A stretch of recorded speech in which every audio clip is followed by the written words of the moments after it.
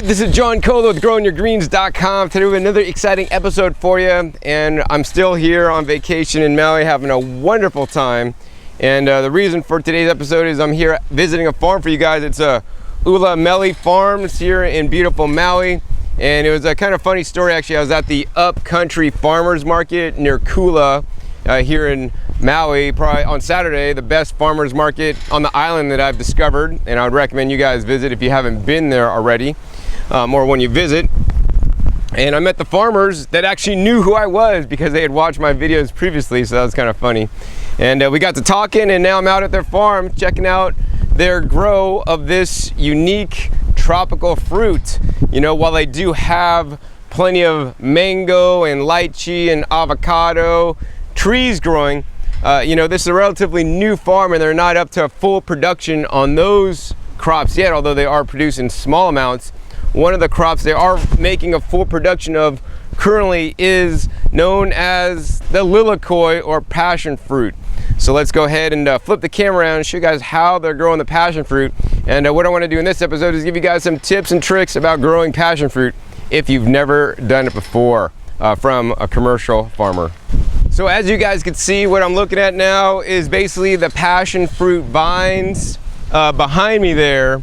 And these are all basically trellised up. That's tip number one. You want to trellis up your passion fruit vines because otherwise they will get rambunctious and go all over and try to find something to climb up on. I grew some passion fruit at my place, and unfortunately it wasn't a good variety. It was like a more ornamental variety of passion fruit. Didn't create good fruit, so actually just recently I cut it out, and that thing was a mess, man. It vined up on my roof and everywhere. So, you know, while you could put it up a hurricane fence or even like the outside border of your house, like on barbed wire fencing, you know, along the outskirts of the house, which I think is a good thing to fill up, you know, and create some privacy, plus create fruit on the outside of the property line, which I've seen done in many places. They're actually growing it basically on trellises in rows. And what I'm gonna do next is actually take you guys up there and show you guys some of the specific practices they're doing to grow the passion fruit successfully, because you know it has fruited within 9 months and they're already up to full production. So whether you want to start a farm or have a little home garden, grow some passion fruit, they grow and yield very quickly. So now we're in the orchard with all the passion fruit vines, and a tip is trellis, trellis, trellis, as I mentioned. And they built custom trellises to house these guys. Now, while they could basically unroll some, you know, steel hardware fencing, you know, and grow these up or grow these up some, you know, hog panels, they've done it more inexpensive. And this is the way I'm going to share with you guys. What they did was they took 4x4 posts. They have them every 20 feet sunk into the ground. And now I'd minimally get 12-foot posts because the passion fruit will want to grow tall. But you also want to remember, you don't want to have it too tall because you won't be able to harvest them that easy if you're going to pick them off the vine. That being said, we'll show you guys how to easily harvest them. But yeah, they have the 4x4 posts every 20 feet, then about every, I don't know, 6 feet or so, they just have some wooden smaller stakes to provide some support to the wire, as well as give the passion fruits something to grow up on. So what they have next is actually just a baling wire or wire between the posts pulled tightly, about spaced out probably about every foot, to allow the passion fruit vine to climb up it, so that they could easily see all the fruits, easily have access to fruits as well as the vines. So now let's go ahead and go over and take a look at how some of these vines are growing. So now I'm standing in the middle of the passion fruit orchard, and there's posts basically every 20 feet all the way down. And each row goes for about 160 feet, and they got 5 of these, and that's literally enough production to make more than enough fruit for them to sell at the local farmers market. One of the sad things is about Hawaii is that the majority of the tropical fruits grown on the islands is not able to get shipped to the mainland, so you'll never get to taste these passion fruits or these lilikois unless you come to the islands, and specifically come to Maui to taste these ones. I think some rules need to change, and they have all these rules where you can't ship or bring in trees and plants and fruits and all this stuff because of fruit flies and all kinds of bugs, which, you know, I guess there's a reason for that stuff. But there are ways to preserve this stuff so that it actually can be shipped off island, which I will talk about near the end of this video. But in any case, they got so much fruit production, they literally have a challenging time using it all and selling it all just in this small area. So these passion fruits are quite productive. And basically what they got is about every 6 feet, they have a passion fruit vine growing. And I want to go ahead and do a close-up now of the soil to show you guys this passion fruit vine, because it looks more like a little tree to me. Now we're sitting here at the base of the lilikoi or passion fruit vine. I want to show you guys the base down here. We'll move this guy away. But look at that, like down here, this is like almost like a little tree trunk, although this is a vine and not a tree. But man, they got some pretty thick girth on there. It's probably like that. Hey, pretty envious of that passion fruit vine.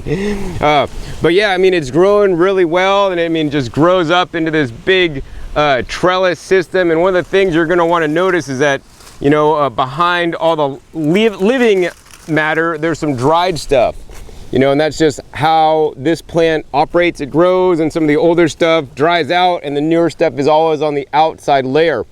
You know, when I pulled down my passion fruit that I thought was a good edible variety, there was so much brown excess matter behind there, and you know, it was good for me to pull that down to clean up that area and to grow something new that's gonna be more productive for me.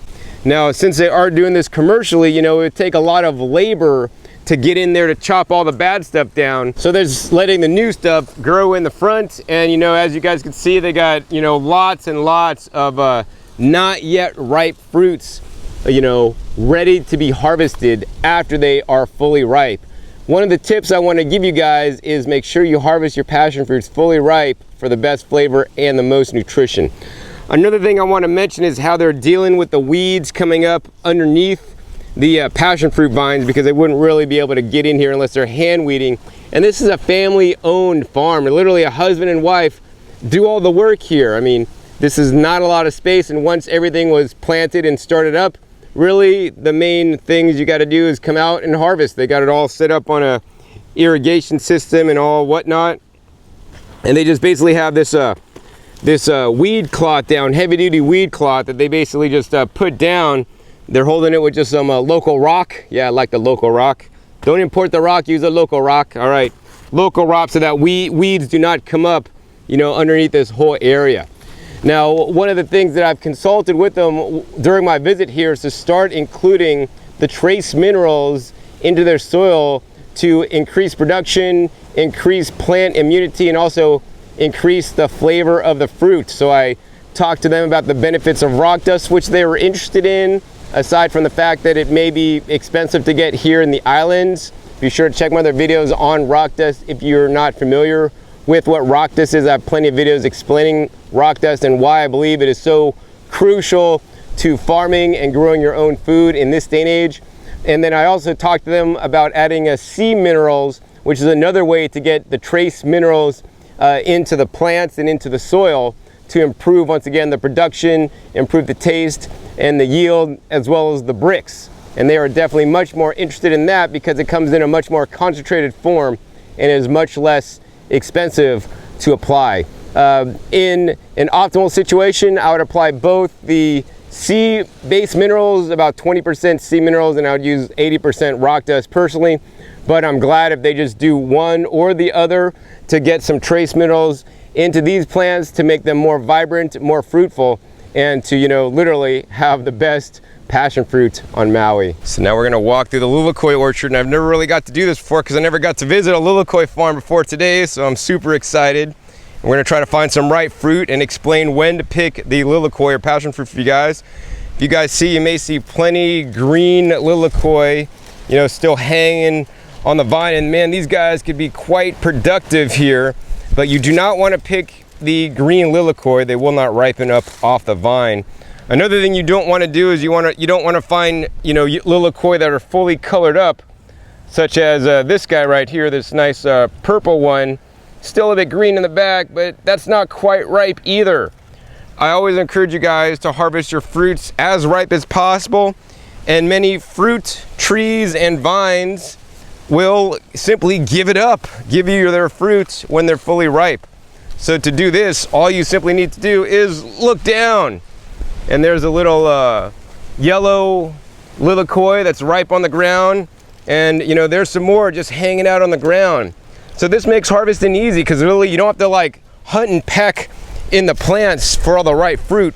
All you simply need to do is walk through the orchard in the beautiful sun, making some vitamin D, look on the ground, and scan for all the ripe fruit. All right, there's the one I want. As you guys can see, it's not that yellow one that's not quite fully ripe because it's a bit green. It's that dark purple one that's sitting right over here. Yay, got a ripe one. So as you guys can see, we got some ripe fruit here. Now I want to kind of go over, you know, different varieties of the passion fruits here. You know, they basically planted, they told me, like a red variety, and then they got ones that are like kind of yellow and whatnot.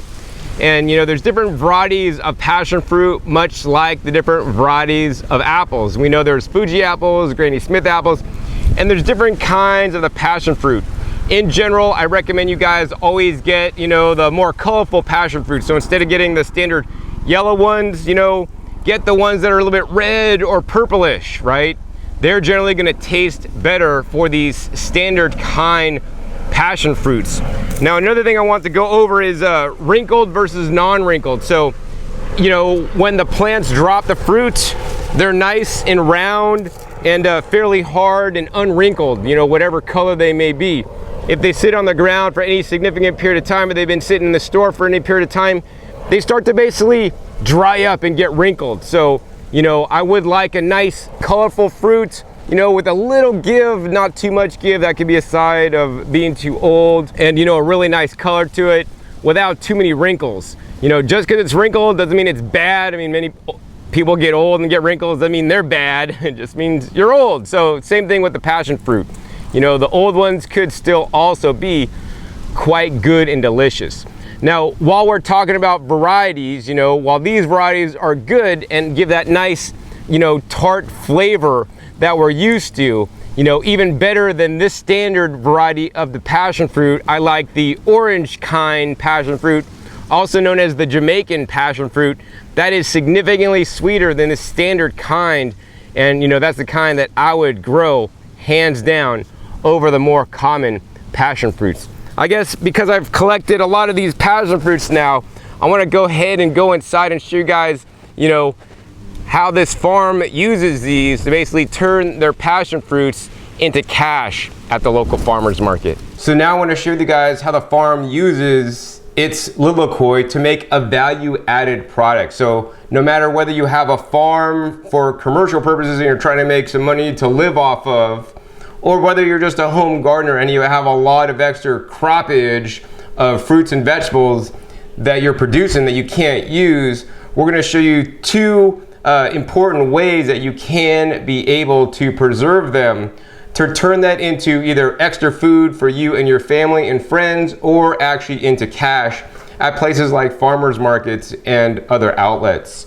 You know, that's really important to me as somebody that grows my own food. Like, I'd rather eat out of my yard than something else, but the problem is, once you get, you know, ripe fruit here, the problem is this stuff is perishable. I mean, the passion fruits may last, you know, a couple good weeks, you know, off the vine fresh, but after that time, they're gonna go sour, go bad, and then they're only gonna feed your soil if you're composting them back again, which is a good use, and I would recommend that before throwing them out. That being said, the best use of the fruits and vegetables you're growing is to get them inside of you. I mean, that's after all why I grow my food. I don't grow my food for farm or for profit or for anything. I grow it for me, and I want to eat the highest quality food, and my two hands grows the best quality food that I've ever tasted, in my opinion. So let's get into the two ways. So the first way that they like to use here is the juicer, and actually one of the ways they found out about me and my work is because they were looking at how can we use our passion fruits, and they saw a video, you know, in a foreign country where they're actually juicing passion fruits, and then they actually looked up videos on juicing passion fruits, and guess what? I have a video juicing passion fruits. I've juiced so many different kinds of fruits and vegetables. It's silly, because if I have a lot of a certain fruit, I'll juice it because it reduces the amount that I have to drink to get the nutrition in me. Plus, the juicer removes the fiber so that whatever you're juicing, especially in the vegetables, makes it more assimilable so that our bodies could get the nutrients and extract the nutrients out of it. In general, for fruits, I don't like to juice fruits too much because we can digest fruits fairly well. Technically, we would be considered frugivores and we would eat lots of fruit naturally because we don't need any tools to eat many of the fruits out there.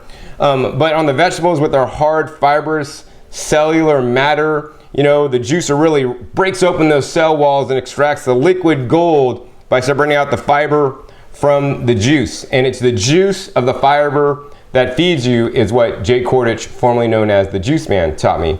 Now I need to give you guys a disclaimer. I do sell juicers, and if you want to help support me and the work I do, you know, including making all these videos, that business allows me to travel around and make videos because I make enough money to live on. And that's at discountjuicers.com if you're looking for a juicer, blender, or food dehydrator, which I'll be talking about in a little bit. So simply what they do is they just take their passion fruits, you know, they take a knife and they cut them open. So let me go ahead and cut one open and show you guys what we got on the inside. So on the inside, you're gonna see you got a lot of pith, and I'm sure the pith part is edible, and you have a little bit of fruit. So they take like a little ice cream scoop and they basically scoop that out right into the juicer. Now the thing with inside the passion fruit, you're gonna notice there's like a lot of little fruit pulp that you could eat, but then there's also a lot of seeds. Now you can chew up these seeds. It's not a problem to chew them up and swallow them or chew them up and eat them because there is valuable nutrients in the seeds. But you know, I like to remove the seeds in them. And the juicer is a really easy way to do just that. Another fruit I love to juice in my juicers is the cactus fruit. You know, the seeds on that fruit can also be eaten, but unlike the seeds on the passion fruits, you know, the cactus fruit seeds you really can't chew up. They're very hard.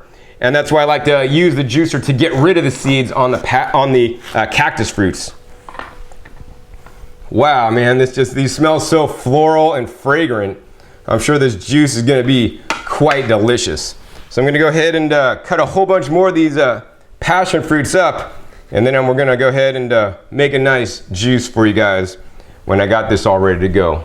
So here's my 10th passion fruit going right into the juicer. Now I've just been basically filling up the juicer with it off to save electricity, but I've filled up this whole chute in here with the passion fruit. And now it's just full of the seeds and the pulp. As you guys can see, actually, we're already getting some juice to drip out of there. But now what we're gonna do is we're gonna turn this on and you're gonna hear the juicer come on, grind up all the seeds and separate it from the fruit pulp. Wow, look at that. Grind it right up. We can see all the seeds come out over on this side and all the delicious juice come out over on this side. All right, so that looked like it worked fairly well. And if you are gonna juice fruits, such as the passion fruits, I do recommend a vertical style juicer. This is the Omega VRT 330. Another one that would probably do a little better on the passion fruit specifically is the all-new Omega VSJ.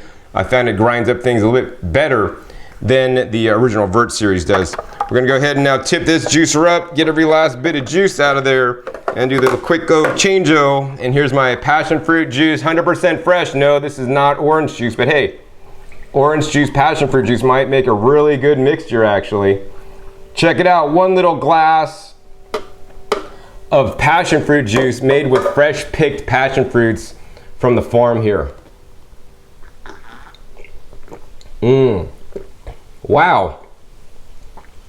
Tangy yet sweet. Woo.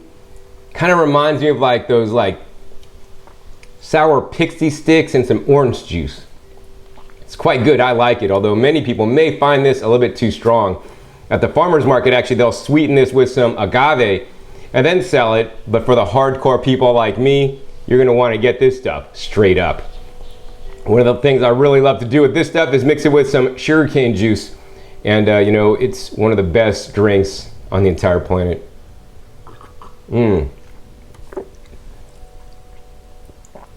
So once you juice the passion fruits, get all the seeds out, you know, you will need to use this fairly quickly, or once again, it will expire. Luckily, it has a fairly high content of vitamin C, which allows it to stay fresh, you know, for probably up to 3-4 days in the fridge. But once you get it to this form, now you're concentrated the nutrients, you know, without the seeds there, and you could actually just freeze this passion fruit juice and it'll stay preserved in the freezer. You know, I always encourage you guys to use your fruits and your fruit juices as fresh as possible, but I would much rather drink, you know, frozen, defrosted passion fruit juice than some kind of canned or bottled juice out of the store any single day of the week. Now, the other thing they do that's really cool is what they do is they actually take the pulp here that they get out the first time, and then they rejuice it. So let me go ahead and show you guys how that works really quickly here, because this will allow them to make another product and allow them to get even more juice out of their fruits. I mean, it's all about yield and getting the most out of the food you grew. And one of the ways they're doing that is simply taking all this pulp. We're gonna go ahead and once again pour that right down to the chute of the Omega VRT juicer. Turn this machine on and listen very carefully. The juicer is grinding up all those seeds down and down further and getting more liquid goodness out of it. And as you guys can see, it's coming out. Now, the second pressing is with the seeds, and actually it's grinding up the seeds, and now the pulp's fairly dry. So on many single auger style slow juicers, such as this one, depending on what you're juicing, you can put the pulp back through to get a further extraction. Now, this definitely works better with things that have nice hard seeds that could get crunched up, because the juicer needs some hard fibrous material to work, and doesn't tend to work well on mushy apples where there's not a whole lot of seed matter to help push that through. But if we look closely at the differences between these two juices, and we didn't make a whole lot that second time through, but we got a nice light looking orange juice color, and then a more darker, thicker, passion fruit juice over on this side that has some of the seed residue. So I've tasted both these before, and definitely the first pressing by far tastes better, but the second pressing has the added benefit of the nutrition out of the seeds, you know, small percentage into the juice. And this is how they use the second pressing to make the next thing that I'm gonna show you guys. So next, what they do with this mixture is actually they make this next special treat right here, natural fruit roll-ups. Now, you may have had these as a kid. Seems like fruit roll-ups are hard to buy these days, but this is 100% fruit in these fruit roll-ups. They simply mix the second pressing passion fruit juice with some other tropical fruits to make some delicious fruit roll-ups. And I'm gonna go ahead and show you guys what this stuff looks like here. And I mean, this is the value of having a food dehydrator. Now, if you are using a food dehydrator, because once you preserve it into this state, it lasts significantly longer. And you know, this makes a great treat for trips. This stuff actually can be shipped back to the mainland because fresh fruit cannot be shipped. But once it's processed, whether that's into a jam or jelly, or, you know, better yet, a fruit roll-up such as this, it can definitely be shipped back. Oh, and check that out, man. Passion fruit roll-up, delicious goodness. Hey, I haven't had a fruit roll-up actually since I was a kid. Oh wow, look at that, peels right off. Oh man, this is uber delicious.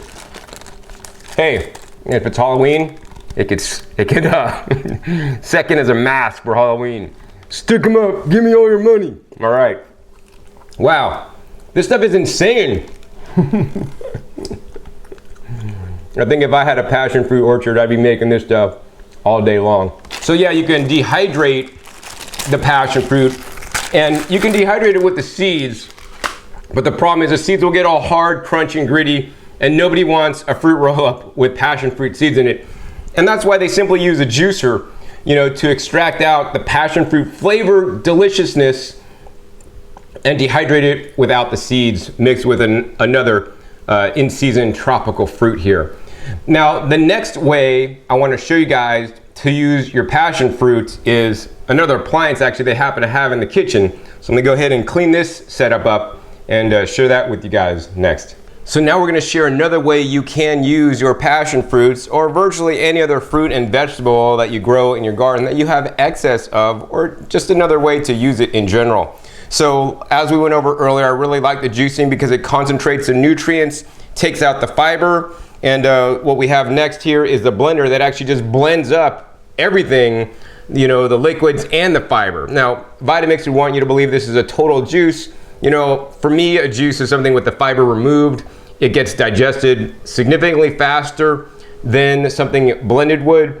In addition, the juicer is absorbed and digested quicker than the blended smoothies or blended items would be.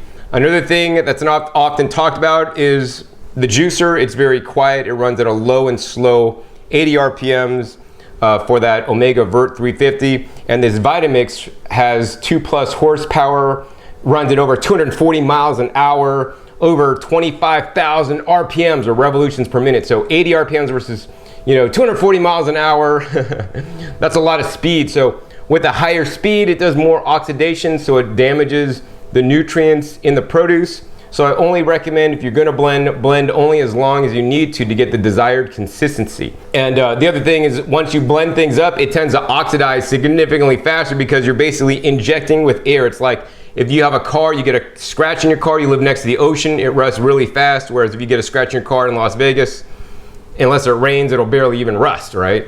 And so that's what kind of is happening to the fruit or vegetable that you're blending. So if you do make blended things, you want to use them immediately. So what I'm going to do next is share with you guys how we can just simply take, once again, our passion fruits, and we're just going to go ahead and scoop them out into the blender. And this time I got about 5 passion fruits. I juiced about 10 because when you juice things, it basically reduces the volume. And when you blend things, it actually makes more volume. And you're thinking, wait a second, John. How can blending make more volume? If you start out with 100%, how can you end up with 110%?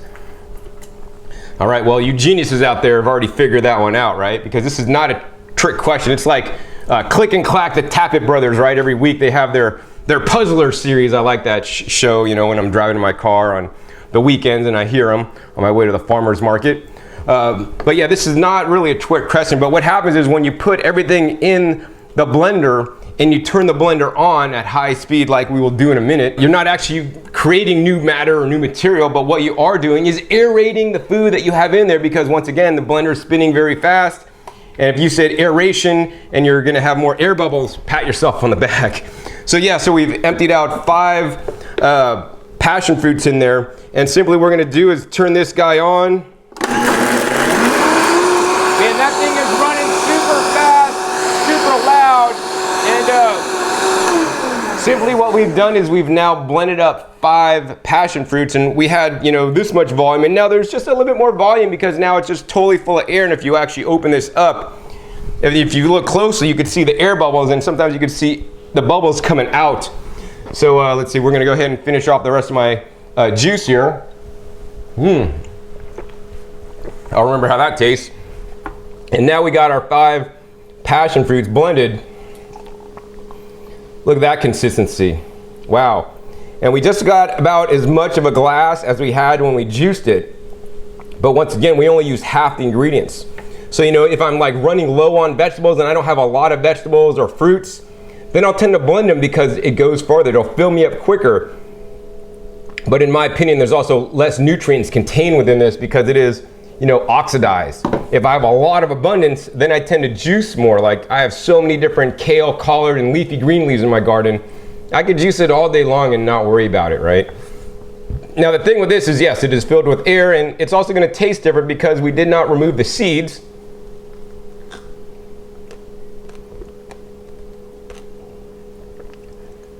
And it's a really Greek texture.